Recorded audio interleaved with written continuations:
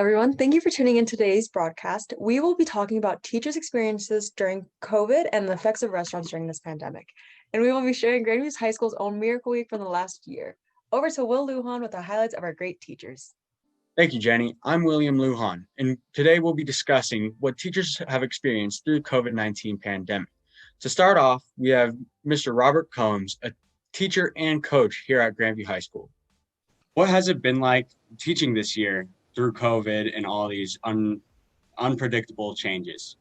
I guess in a real simple nutshell, stressful. I think a lot of it has to do with there's just the inconsistency of things, not knowing whether one day you're going to be in class or out. And so the stress really comes in on trying to essentially plan for the inevitable or plan for the unforeseen. Next up, we have Miss Erica Lopez, a teacher and one of the organizers of leadership here at Grandview High School.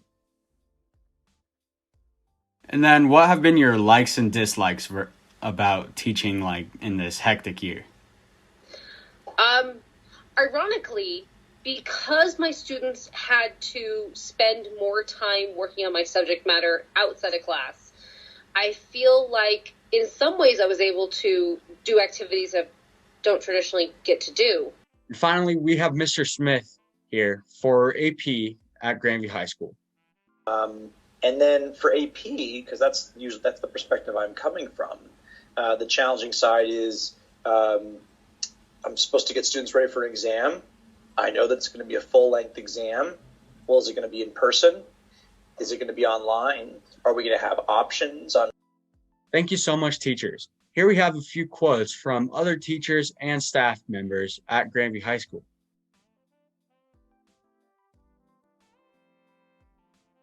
Thank you so much. Moving on to Jenny, who will be discussing with managers what it's been like running restaurants during this COVID-19 pandemic. Thank you, Will. This pandemic has been hard for us all. It has brought challenges no one was really prepared for. Businesses especially have been hit the hardest, and focusing within the food industry, I had the opportunity to interview Jasmine Medina, owner of Tacos and Metate here in Aurora, to see what it's like to keep running a small business during this time. She explains what it's like to keep up with the COVID mandates that change every day in order to keep her restaurant safe. Know what's certain.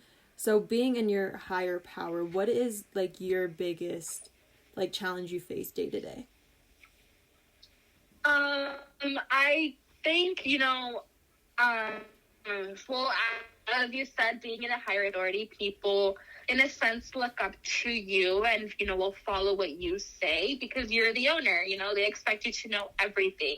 And it does get hard because you have to give the correct answers at all times because this can, get back to you and bite you in the butt and say, you said the incorrect thing, you did the incorrect thing, you didn't put the sign where it was supposed to. Miss Medina exemplifies how she pushes her business to be open despite the struggles she faces in order to keep her community happy. I also had the chance to interview Scott Garcia, manager of Great Beginnings Cafe, who shares his experience with running a restaurant during this time. He shares that it is a struggle to know what to do with your business, despite everything that changes every day. Worrying that my uncle, the owner, was going to lose all this money by staying open when most other restaurants closed down. So part of me was wanting to tell him, hey, I know you're looking out for your employees, but we'd rather... oh, sorry, someone's... Okay. Someone's trying to call me. You're okay. And instead of looking out for the employees, there's only so much you can do, but we'd rather have a job when you reopen kind of thing. But it was hard to which one is worth it, giving people a couple of shifts or not. Yeah. No shifts at all. The community has always been dependent on food, and having these two restaurants, like Great Beginnings Cafe and Tacos and Metate, that show constantly their hospitality and their comfort during these tough times is what everyone needs. It makes these hard times more bearable. Lastly, moving forward to Nia Anticropolis, who is sharing a unique story about Grandview High School's Miracle Week from this. Thank you, Jenny. While this pandemic has impacted our whole community, the Grandview community was able to join together before COVID to raise money for SLC SITS A1 Connect in February of 2020 for Miracle Week. I interviewed many students at Grandview High School. Here is a video clip of my interview with Nicholas Crowns.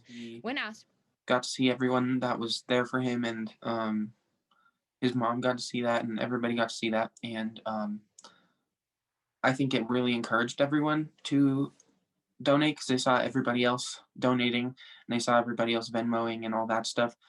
Here's a clip of my interview with Junior Brant Eberhardt about what he thought of Max's We miracle. did other stuff at Grandview that was kind of like that, where we like the like community aspect, like we all come together and celebrate something. But it was cool to see like that was the product of all our work, like his expression on his face when he was all happy about when he came to the gym and when he was dancing around with the mascot and we were passing the buckets around. Like it was so reward. Like all the reward you need was in his face, that was really special, I thought. The students at Grandview High School, and here are some more quotes from those students. We plan to host a Miracle Week this year, supporting our community here in Aurora. While it will look different, our school is always looking to help our community and find the unique situations that need help. That's all we have for you today. Thank you for tuning into our news broadcast. See you next time and take care.